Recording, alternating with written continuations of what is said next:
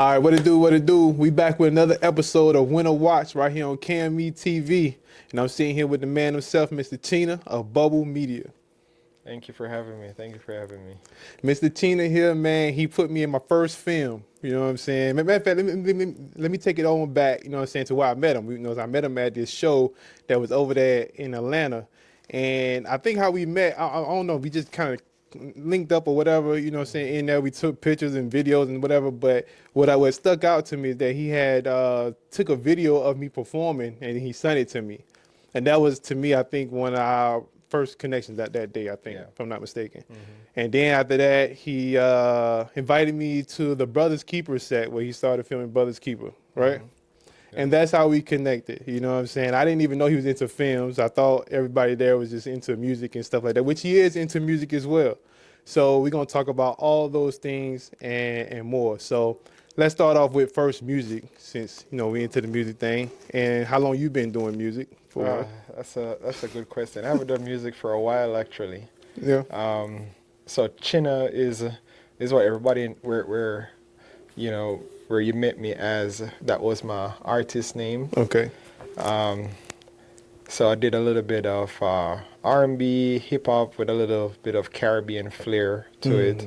I started that in 2020, Yeah. around that time, 2019, during the pandemic time or before the pandemic or after. I don't know. Okay. Somewhere around that time. And that's when you started, though? That's where I started. Okay, Yeah, in music. okay. When I just met you and we were doing those indie Yeah. performances Yeah. and so on. Yeah. So, Because it sounded like you were more seasoned, though. You know, sometimes I listened to some of your music and stuff. So like you was doing it for way longer than that. So I didn't know. it's just that before I started anything, I always try to study the Oh, craft first. okay. So I can sound that way. You know what I'm saying? But I didn't have a lot of experience. I didn't know that. See, you fooled me. That's what's up. It's showbiz, man. You know, whether it be acting or singing or Yeah. performing, it's showbiz. So you gotta make it look real, even if it's you know, you're just starting. So what was the more of the passion? Was it the music or film? I think the passion is neither. The passion is creating. I like know, that. The passion is creating, and the creation or the journey to creativity evolves. So Sure. I started out in music. Music opened me up to the entertainment industry. And I went into film because I started to do music videos for my own music. And in Okay. those music videos, I started to act. I'm like, crap, I can act. Yeah. So why not go try to get a gig acting? So I started acting for other productions. And some of the productions, the writing wasn't very good.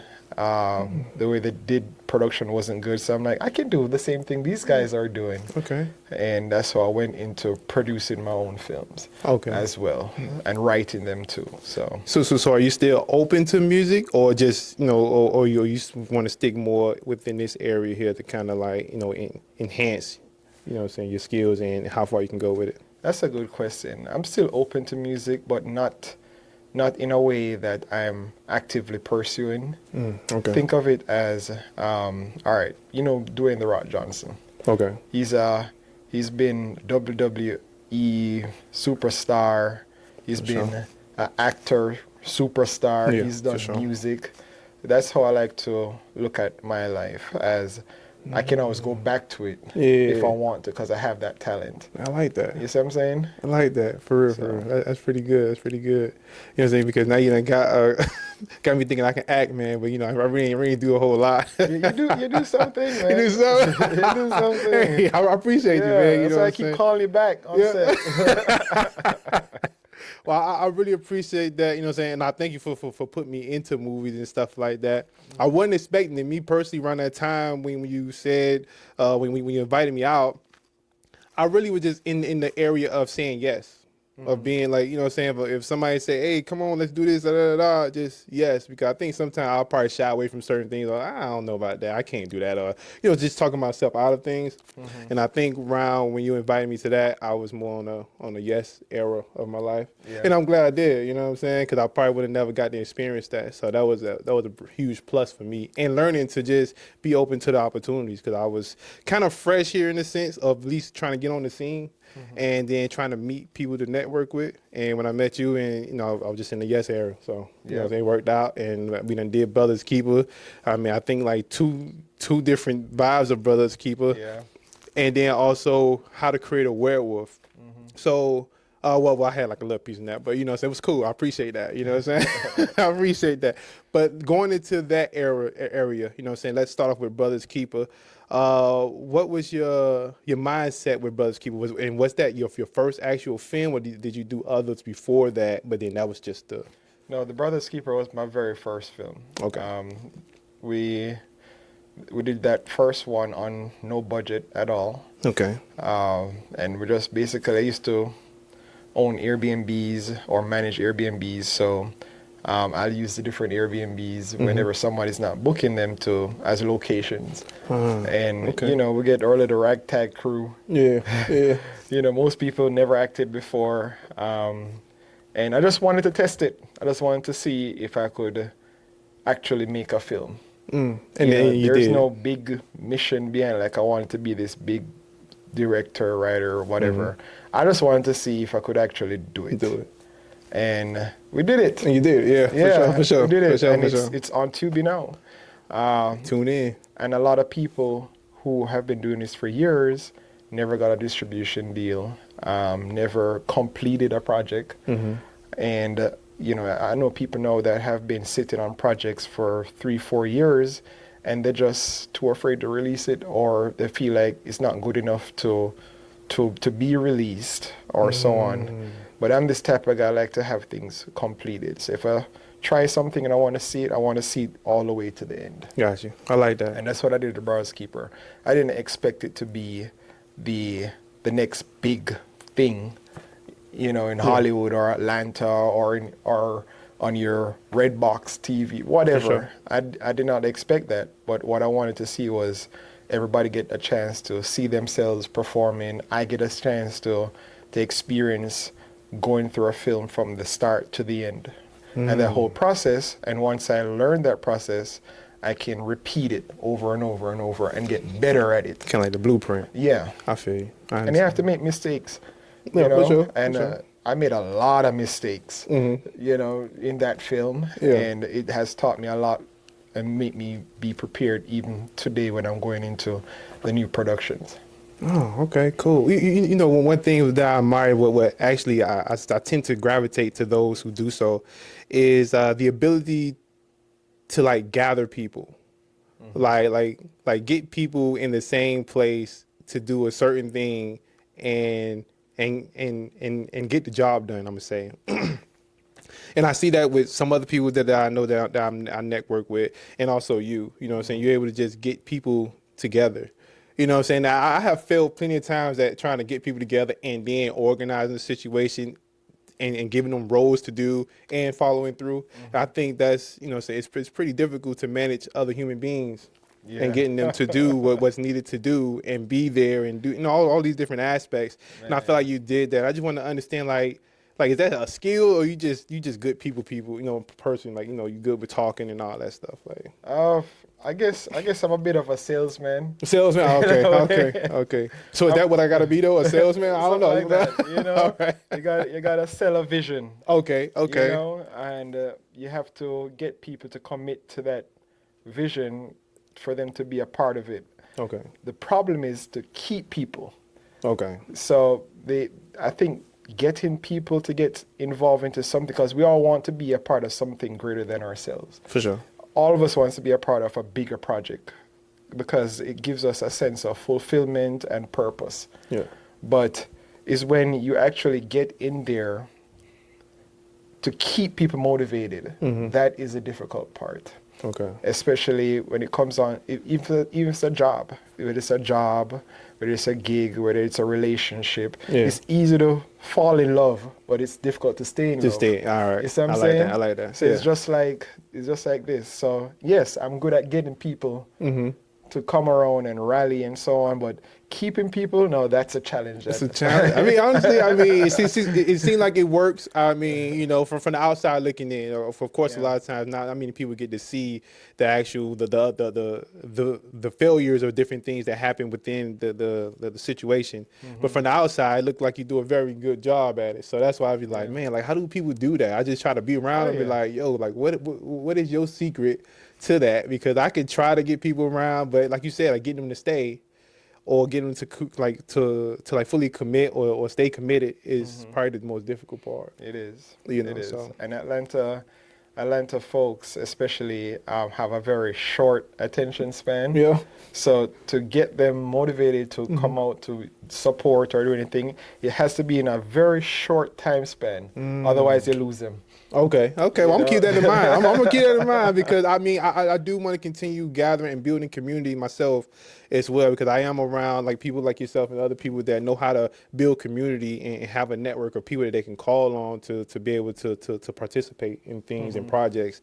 So that's what I'm doing as well, just trying to understand, learn, and be around those who able to do it, and hopefully some of that good stuff can kind of rub off on me, you know. So Of course. so Yeah. that's pretty much. This my daddy.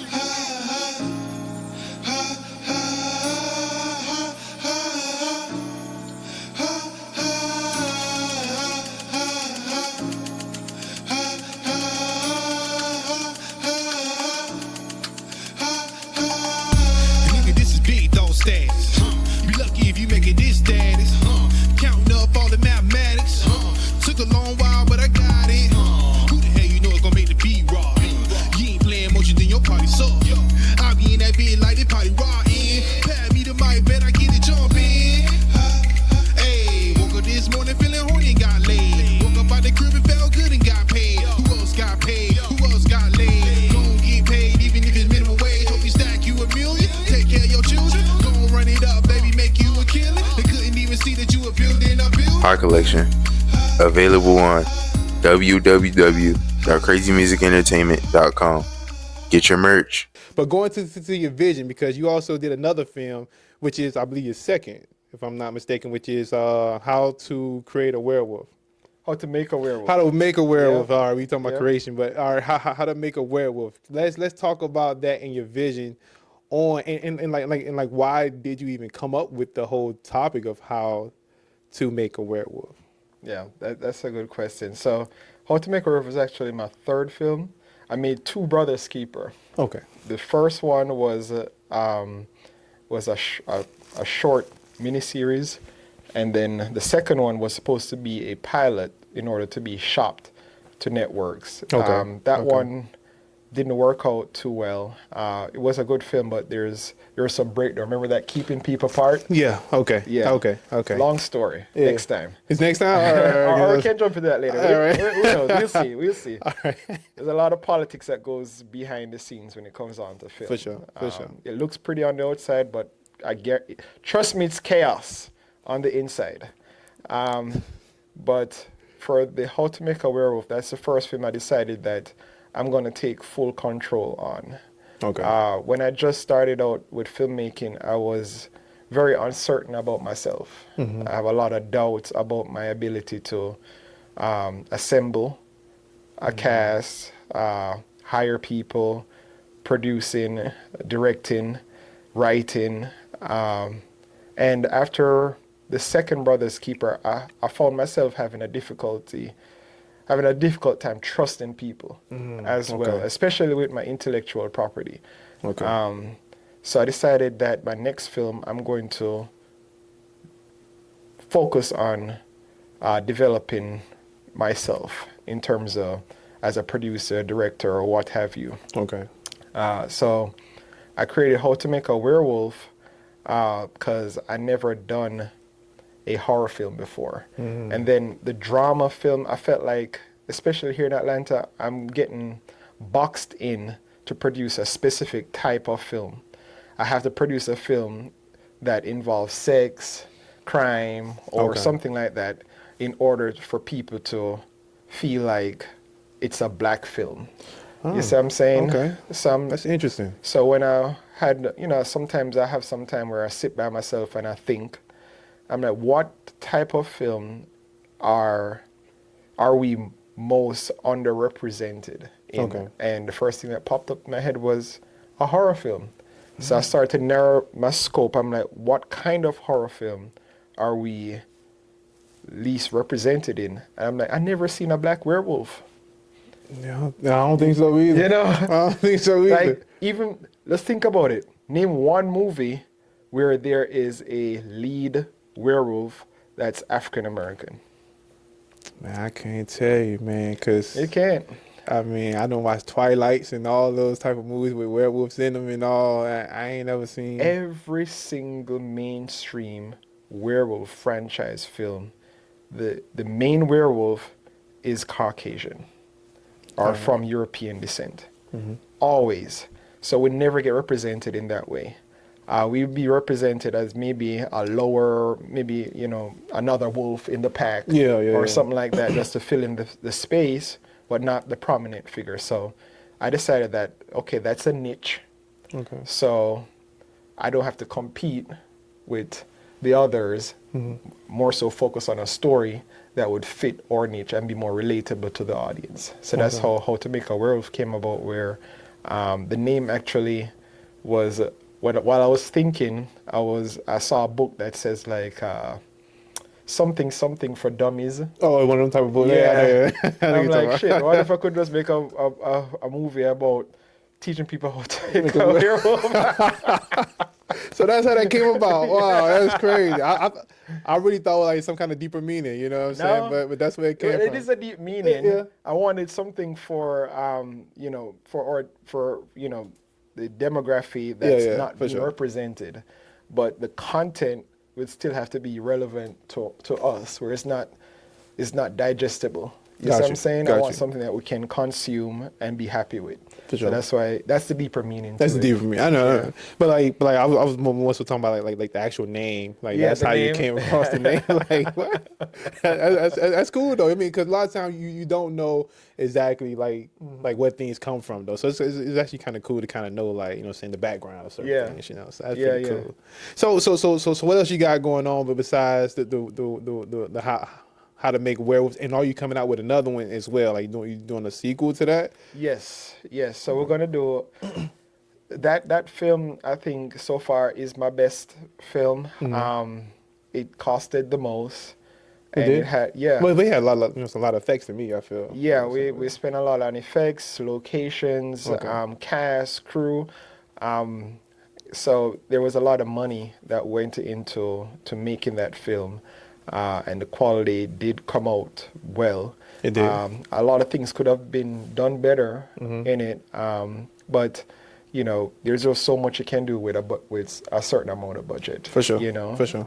But with that film, I have written several sequels and several prequels, and I've decided to put out a prequel or start producing a prequel this year. Okay. It's called My Neighbor is a Witch. Okay. And it's currently casting now, getting ready to be going into production this summer. My Neighbor is a Witch. My Neighbor is a Witch. I wonder how that's going to turn out. Yeah. So it is a prequel to How to Make a Werewolf, because without revealing too much spoilers, if you haven't watched it already, watch it on Prime Video or Tubi. There are some other streaming platforms that stream it, but you just can Google it and you see all the different ones that does it. But definitely Prime Video, you can own it on Prime Video, or you can watch it for free on Tubi. How to Make a Werewolf. Prime Video or Tubi, y'all catch that now. Yep. And for the actual movie, the werewolf was created by a witch. Okay. So I did see that. Unlike typical lore where somebody get bitten and they turn into a werewolf. So who bit the original werewolf? You know what I'm saying? Yeah. So that never really got explained. How did the first werewolf got made? So when I decided to research on, they call it lycanthropy, lichen. I can't pronounce the damn thing. But anyways, it's a study of werewolves, and werewolves are also known as lycans. Yeah. And Lycan was an actual king. Oh, okay. So the word Lycan is the name of a king.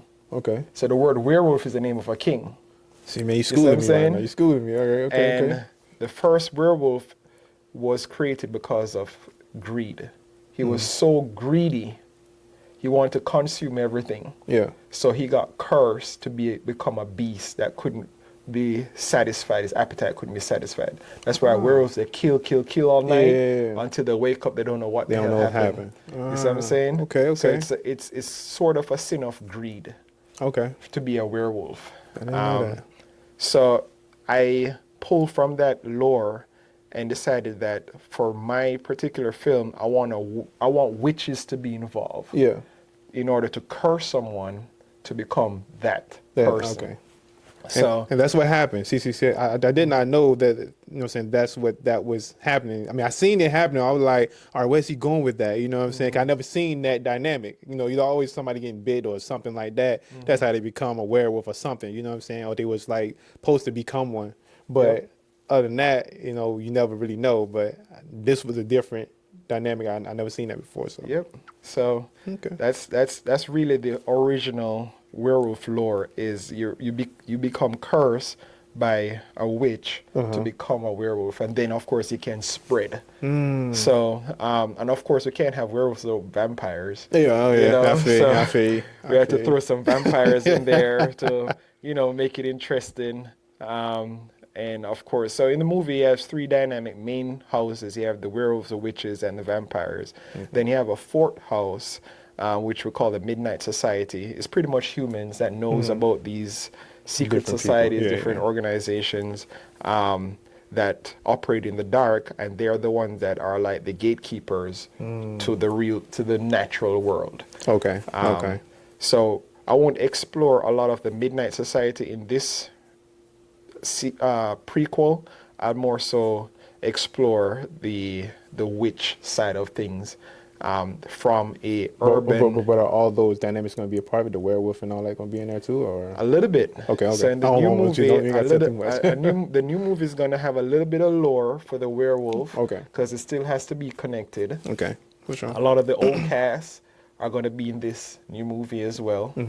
Actually, the antagonist for How to Make a Werewolf is also the antagonist for My Neighbor is a Witch. Okay. So she has reprised her role and she's going to be a part of Oh, this so she's film. she's gonna be coming back in back. there. Okay, that's the one with the legs. I was saying, she got some nice legs, man. You got.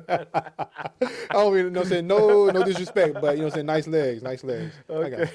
Nice Yeah. legs, for sure. Yeah, May I ask though, with these movies that you're producing, you know, because I'm a producer, music producer. And for other producers and music creators, how can they be a part of your project when it comes to at least giving you music? Are you looking for music for people to kind of like submit to you for the projects, or like how do you go about that? I'm always open to local talent to submit their work and see if we can get in the film. The last film, How to Make a Werewolf, had I think 3 or 4 talent that submitted. We were doing a fundraising campaign, and that was a part of the campaign to get funds up. That didn't work out, but I'm happy it happened because we had some good music that came in and so on. Okay. But for this particular film, I'll still be open to it. Okay. It's not an adult film. It's more so target for middle school, high school. So you need something probably like that fit that area. Right. maybe. So it can't be something that is mature content, language, stuff like that. Yeah, I So feel you. and I don't expect Teletubby music either. Yeah, so you need something that can kind of fit the area. You know what Yeah. I'm saying? And what's the date frame or whatever for the movie? Like far as era, is it gonna be like current? Yeah, current. Okay. All right. Yeah, cool. current. So this one is set maybe 2 years before the How to Make a Werewolf. Okay. The events of How to Make a Werewolf. Okay. Yeah. So after all this, or not even after all this, as far as like the sequel, but like what else you got going on that you want to kind of like tell us about that you got going on in your world? You know what I'm saying? Whether it's Bubble Media or other things you got. Yeah, well, Bob Media, we do content licensing, film production. We don't just make our own films, we make films for other people. One of the films that we were part of, it's called The Object of My Infection, where our team scored it, edited it, and also produced some part of it in order to have it distributed as well. So that's also out. It's a short film. We've worked with other production companies to get their film edited. We do a lot of editing, filming as well. We have a team for doing commercials for businesses, but we more so focus on content creation, whether it be for film or for social media or so on. For sure. I do have another company where we do weddings and so on, but it's cold now. I am not trying to take any jobs to go to no cold to do no wedding. I'm sorry. I probably won't be active again in that front until I finish with production for this film, because that's going to take a lot of my time as well. But yeah, apart from that, we just head focus on putting out movies. Okay. Yeah. Dope. Well, hey, for far as the content creation, he have made content for me as well, and it was pretty dope. You know what I'm saying? Had me looking real fly, so I appreciate him on that, you feel me?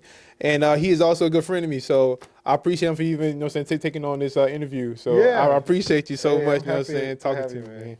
You know what I'm saying? And right now what I'm doing is trying to like spread love to everybody that I deal with and, you know what I'm saying, do business with, network with, and put them on the camera and have a sit down so people can know who they are and what they do, you know what I'm saying? So if you can, just let everybody know where they can find you at. And, you know, and just, you know what I'm saying, just, you know, so give your 1-2 right quick. Yeah. So, you know, a lot of people know me as Chinna. That's my stage name for when I did music. Kind of still do music, but hey, I'm on pause for that now. But you find more information about me as Dr. Omar Reid. So that's Omar, last name Reid. I can throw my name out there because I don't got any dirt on me. At least not yet. For sure. So you can always Google my name and you see, you know, a lot of things that I've done. I'm on IMDb. I'm all over the internet, really. You can find my production company at Bubble. That's BUBBLE.media.ent on Instagram. And that's how you really get in touch with me. You can go on my website, bubbamedias.com. That's medias with an S.com. And where else can you find me? You can find me on Amazon. If you go on that Fire TV, you type in Omar Reid, you're going to see my face pop up. And you're going to see all my credentials as well. So I'm on the TV too. Yeah, you're on the TV too if you type in your name. Yeah, I seen it though. Yeah. I seen. I appreciate that. You know, so you got me looking big time. So yeah, you know what I'm saying. Y'all look me up too, man. I'm on TV. Yeah. So hey, I appreciate you, Omar. You feel me? You know what I'm saying? This man is brilliant talent. You know what I'm saying? A brilliant creator. And he out here in Atlanta doing big things with media and movies and also music as well. So tap into him, get to know him, and stay connected. Another episode of Winter Watch is now closing. I appreciate everybody for tuning in. I definitely appreciate you, Mr. Chinna. Yeah, thank you, man. Yes, sir. Appreciate it. Take it easy.